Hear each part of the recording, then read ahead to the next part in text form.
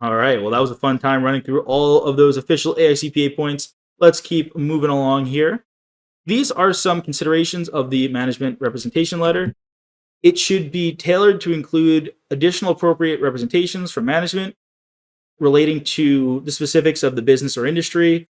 If, let's say, it's a cryptocurrency company, just as of recording this, and hopefully the industry gets better, but there's just a lot of fraud, a lot of misrepresentations, a lot of issues with that. So maybe within that particular industry, it would be appropriate to include more representations with that, right? So that we are taking responsibility, making sure that there's no third parties or investors or weird business structures.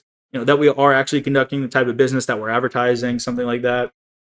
Management's representations may be limited to matters that are considered either individually or collectively material to the financial statements, provided management and the auditor have reached an understanding on materiality for this purpose, and materiality may be different for different representations. A discussion of materiality may be included explicitly in the representation letter, either in qualitative or quantitative terms.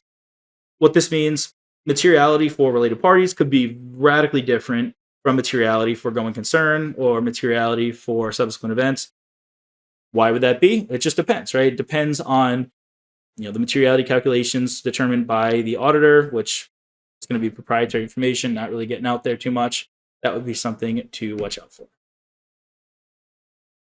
Take a stretch, take a walk if you need to. We are powering through, having a good time here, right? We want to make sure we are quite knowledgeable here. I'm having a good time. I hope you are as well.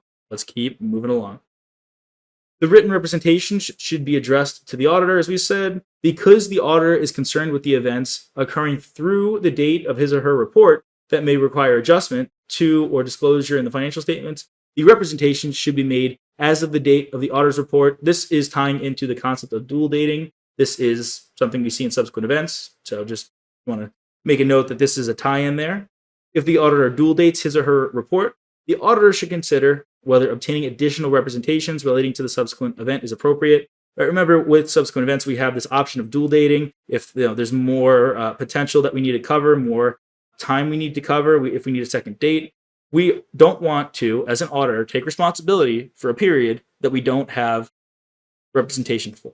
Even if it's a week, right? Even if we did an additional week more of testing, we want management to take responsibility for that extra week of testing or that extra week of financial statements that we cover. The letter should be signed by those members of management with overall responsibility. So you're not going to have the lowest level of management sign it who really has no responsibility for anything. And it's just kind of the lackey there, right? You want the highest levels of management, those being the ones that have the most authority over the company. Those should be signed by those individuals whom the auditor believes are responsible for and knowledgeable about the matters covered by the representations. You're not going to say, oh, we are responsible for the fair presentations of the financial statements, and it's someone from from a different country's office, right? They have no responsibility over those financial statements, or again, lower levels of management, just different individuals, right? You're not going to have the person in charge of the manufacturing of the company just sign off on the whole company as a whole, right? That would be quite problematic. And here it's normally going to be the CFO and the CEO and CFO. If current management was not present during all periods covered by the auditor's report, okay, that's something that could happen, right? CEOs, CFOs, they come and go. These people are just people, right? And just like me and you, they accept job offers, they move along, they quit, they get fired. What should the auditor do here? The auditor should nevertheless obtain written representations from current management on all such periods. The specific written representations obtained by the auditor will depend on the circumstances of the engagement and the nature and basis of presentation of the financial statements. Management's representations may be limited to matters that are considered either individually or collectively material to the financial statements. These are just different scenarios, right? Multiple choice questions could be asking you, oh, management was only present for half the year, right? It's what do we do in that case? Or maybe the CEO was present the whole year, but the CFO changed. This is what we would do in that circumstance. Hey there! Are you ready to not only pass your CPA exams, but truly understand and enjoy the material while studying? I know it seems impossible, right? Especially to enjoy the material? We'll do it together. Tap into the power of cpa.examprep.ai, where we've got personalized quizzes, multiple choice questions, memorization guides, flashcards, simulations, all tailored to your learning. Our adaptive study planning puts you on the fastest path to success and lifts you back up if you fall behind. Avoid wasting your precious time and money attempting an exam with a low chance of passing, because who wants that? We want to get you through this process as quick as possible.